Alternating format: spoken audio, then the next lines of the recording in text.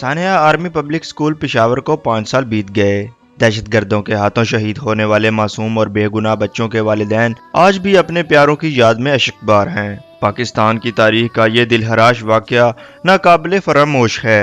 Government شہدائے A P S high school Sargodha کے زیر اہتمام سانحہ پشاور 16 دسمبر 2014 کی یاد میں تقریب منعقد کی گئی۔ اس موقع پر سینئر اساتذہ اور کثیر تعداد میں طالب علم موجود تھے۔ اساتذہ کا کہنا تھا کہ ہم ایک عرصہ سے حالت جنگ میں ہیں۔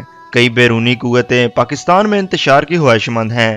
دہشت گردی کا مقابلہ کرنے کے لیے ہمیں ہمہ وقت چوکنا رہنا چاہیے۔ تعلیمی اداروں کے معصوم بچوں کی حفاظت کے لیے سخت سے سخت اقدامات ضروری ہیں۔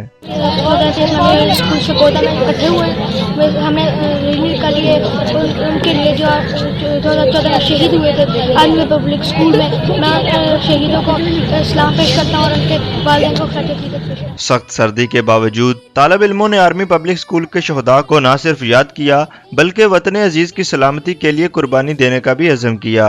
کیمرہ مین ساغر عارف کے ساتھ آصف جویا، نیوز الرٹ، سرگودا۔